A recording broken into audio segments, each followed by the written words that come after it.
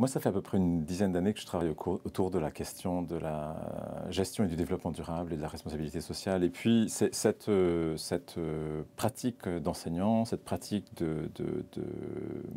d'auteur de cas pédagogiques m'a fait beaucoup réfléchir sur la pertinence de la méthode des cas par rapport aux capacités que l'on souhaite former, que l'on souhaite développer chez les étudiants en matière de gestion et développement durable. Alors là, une étude de l'Union internationale sur la conservation de la nature en 2004 a mis en évidence qu'en fait, le type d'habileté que l'on devrait promouvoir chez les étudiants et chez les gestionnaires en matière de gestion et développement durable sont 5. La première, c'est cette capacité de prospective. Souvent, dans les questions de développement durable, on a affaire à une litanie de mauvaises nouvelles.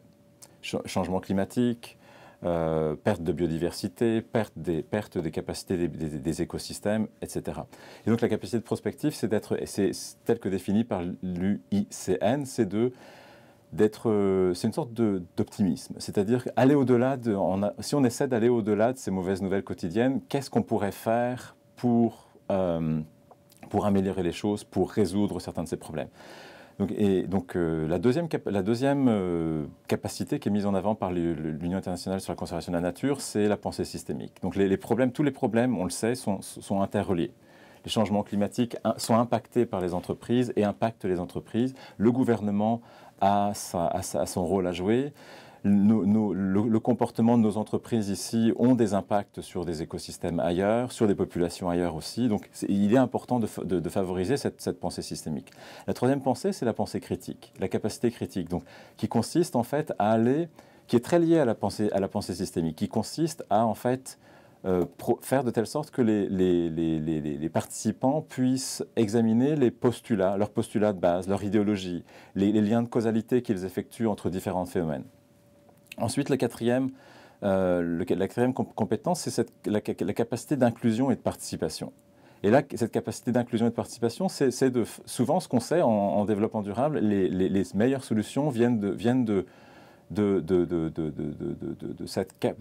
de cette capacité à faire converger des personnes et des groupes qui ont des intérêts différents et qui ont des points de vue très différents. Et souvent, à l'extérieur, et entre des institutions, soit entre des organisations, soit entre des organisations qui proviennent de différents secteurs, du secteur gouvernemental, non gouvernemental et du secteur des entreprises privées. Et puis enfin la cinquième capacité, c'est cette capacité de collaboration et d'établir de partenariats. Pour faire avancer les questions de développement durable, souvent, il faut des partenariats.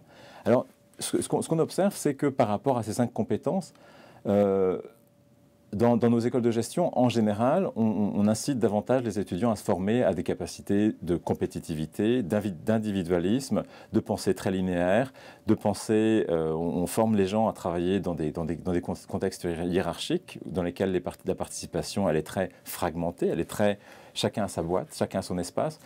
Alors, là, moi, je me suis retrouvé souvent avec cette situation où, d'un côté, il y a des habiletés auxquelles qu'on essaie de développer. De l'autre, on a des postulats sur notre enseignement dans les écoles de gestion qui vont contre, en général, cette vision des habiletés souhaitables. Et donc, à l'intérieur de cette façon de voir l'enseignement dans les écoles de gestion, on a la méthode de cas. Et puis, la méthode de cas classique en gestion, les cas, fondamentalement, ce sont des cas décisionnels qui mettent en situation une personne qui doit décider, à partir d'une analyse coût-bénéfice, à partir de l'application de modèles existants, une décision court terme qui concerne la plupart du temps le monde des affaires, l'intérêt du monde des affaires et une performance économique et financière. Donc là, on a cette espèce de hiatus entre,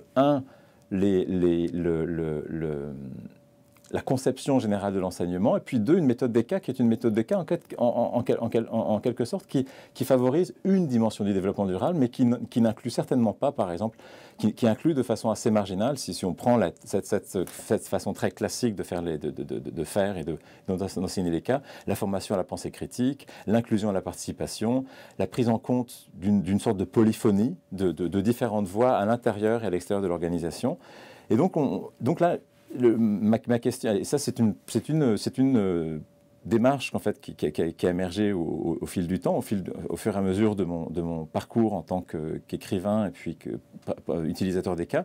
Alors, une fois qu'on a fait ce constat entre ce décalage, entre là où on devrait aller et là où on est réellement, qu'est-ce qu'on fait? Moi, le type de cas qui me semble pertinent pour la promotion de ces 5 habiletés en matière de développement durable, ce sont des cas qui sont souvent des cas d'enjeu. Alors, ce sont des cas dans lesquels il y a plusieurs voies, des cas qui mettent en évidence le contexte et qui prennent en considération, la durée, qui prennent en considération la nécessité d'interdépendance entre différents groupes, ou l'interdépendance entre le présent et le futur. Donc en développement durable, on parle beaucoup de cette notion de justice intergénérationnelle. Donc nos actions aujourd'hui, elles ont un aspect juste ou injuste par rapport à nos contemporains, mais elles ont un aspect juste ou injuste aussi par rapport à nos descendants.